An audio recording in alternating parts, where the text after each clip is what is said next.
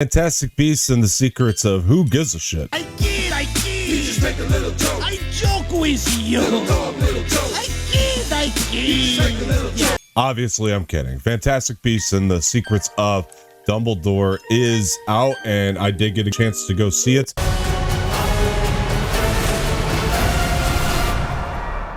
Correct. 3 points to Hufflepuff.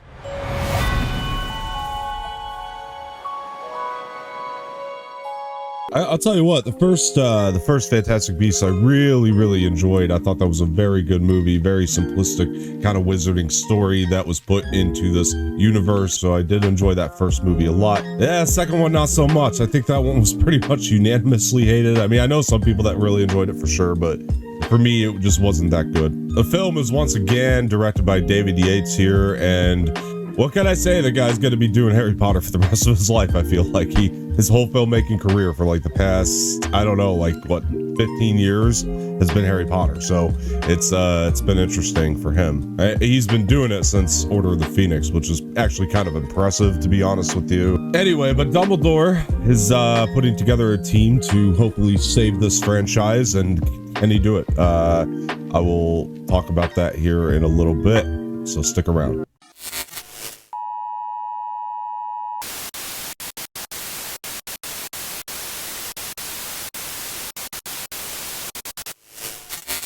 Alright, so Fantastic Beasts and the Secrets of Dumbledore. This is a non-spoiler review, so I appreciate you guys joining. I'm Don Martino, and let's talk about the things I liked and the things I didn't like. So I'm finding that there's a little bit of stink kind of lingering from the last movie. It was almost like things were happening that kind of continued the end of the last movie that kind of put a bad vibe on me. You know, it was kind of like, because I didn't like the last one so much, any sort of continuation of what had happened in the last one to me was kind of like this sort of stink that kind of kept popping up, and it kind of felt like they were doing a little bit of cleanup too with it. There is some problems there for sure. Like there's definitely some things that you're like, I didn't like that in the second one, why are you doing it again here? I gotta say, the way they cleaned up some of the storylines that kind of soured me in the second movie, it was actually done in a way that was smart and didn't feel like this total like retcon, you know, like kind of like when you're watching Rise of Skywalker and there were some things in there, it's like, you're kind of just trying to go your own way now, J.J. Abrams. You didn't like what Rian Johnson did in Last Jedi. This isn't like that. It actually kind of plays a little bit more naturally. It's got actually kind of nice pace to it for the most part, but there are times where it dragged though. I mean, I'm not gonna lie to you, this movie in the first half, it definitely felt kind of slow to me at some points, and I kind of got bored with certain scenes. The film overall, it's too long.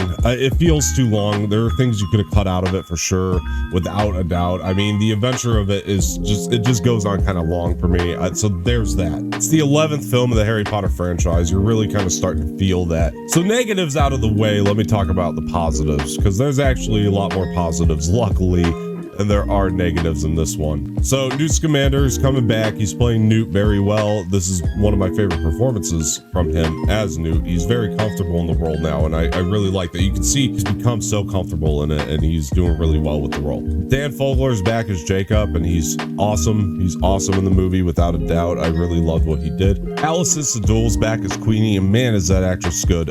She's great in this movie. I really loved everything she did as Queenie. She's actually kind of become the stronger female role between her and Tina in this. I really loved her work here, and she continues to kind of go down this sort of darker path with the whole Grindelwald thing going on. If you know, in the last film, she kind of switched sides there. She kind of went with Grindelwald. She had a choice, and she chose Grindelwald. So it's a little bit more villainous for her, but I really love the work she did. I thought she was very good in the movie. Well, Ezra Miller's back in this one, so yikes. So nobody's going to want to admit it or talk about it, but he's actually one of my favorite parts of the movie. He's doing a very good job here. I won't talk about the controversy, so forget it, but he's great. He's awesome in the movie as Credence. I really loved his performance here. He actually gives some really great performance, even with a smaller amount of screen time compared to some other people. And he does really have a smaller amount of screen time, but it's utilized well. Like, he's very good in the movie. Everything he did here, I really enjoyed. So there's that. Jude Law back as Dumbledore, really found his place as Dumbledore. I really loved him as Dumbledore here. He has really found his footing. He's one of the highlights of the movie for me. Then we had the bigger elephant in the room, which is the fact that Johnny Depp is no longer Grindelwald.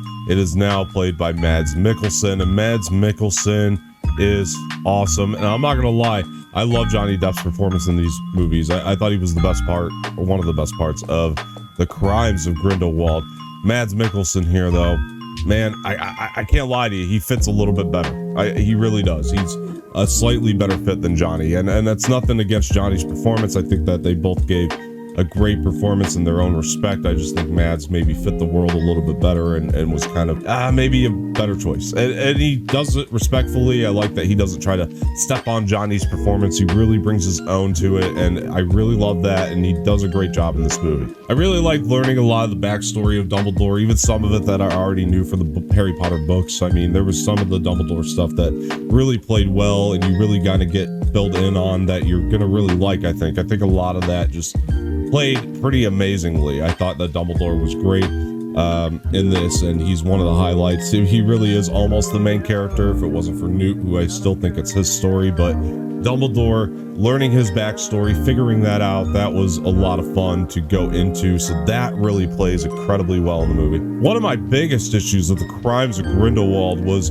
anytime there was an issue, they would just whip their wands out and fix it, and this doesn't have that. This actually brought the suspense back. They can't just whip their wands out at any given moment and fix the problem. There are a limited amount of spells they can use, and that's kind of what made the Harry Potter movies work so well, was keeping that suspense level with the spells and the wands and all the shit that they went through. This movie is no exception to that. It definitely keeps suspense. I love it. I love that they brought that back, so thank you to this movie. Thank you, David Yates. Thank you, J.K. Rowling. Visually throughout, the movie's incredible. I really love it. It's a great visual movie. The second half of this movie honestly really soars. It includes two of my favorite sequences that I've ever seen in a Harry Potter film. Honestly, it's very good. The third act of this movie is just hands down epic, and I wasn't really expecting it to be as epic as it was, but it actually is very epic. It's got some things on the screen that I think us Harry Potter fans have been wanting to see for a very long time, and that was amazing. I just loved being able to finally see this stuff happen, and when you see it happen, you're going to be very excited too.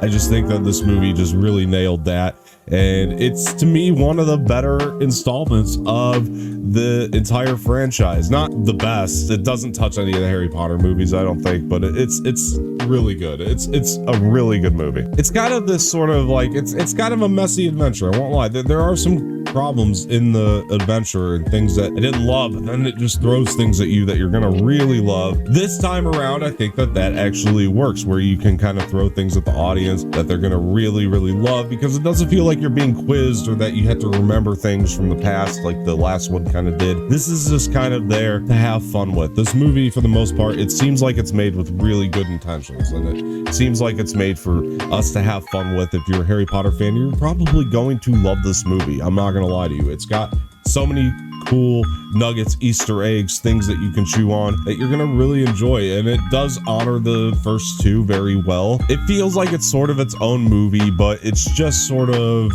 different, you know? It's got its own kind of place in the world, and I kind of love that. And when you get to the ending of it, you're gonna know like that this was a good idea for you to pay money to go see, you know, because when you see the end, it's just, it all comes to fruition really well. Newt's brother is back in this team, and by the way, I didn't really like him in the last one. This time around, very good. I understand his purpose in the franchise now. I think he does a very good job. I really like that. Catherine Waterston is back as Tina, but very little, and I don't know why that is, but she's good where they use her. That's the best I could say. She's good where they use her. I mean, I really like Tina as a character, so I would have liked to see more of her, but hey, where they use her, it works. You know, they use her where necessary, I would say. So it's pretty good. Look, guys, Fantastic Beasts and the Secrets of Dumbledore. I'm gonna go ahead and give this film a must go. Let me know what you guys thought of the film in the comments below. Did you like it? Did you not like it? What did you think? Honestly, if you're a Harry Potter fan, check it out. It's got a lot of stuff in there that you're gonna really love, and even if it's not your favorite or even close, it's still worth watching. There are sequences in there that you probably have always wanted to see as a Harry Potter fan. I would say don't miss this one. All right, guys, that'll do it. I've been Dom Martino. Please hit the like button below, subscribe to the channel, leave some feedback in the comment section, share this with your friends. Head over and check out our podcast, Movie Mornings. We have another podcast called Imperial Order as well. Make sure you check both of those out. Head on over to Spotify where we have all of our shows, and yeah. All right, guys, that's it. That'll do it. Thank you for joining. I'll talk to you guys later.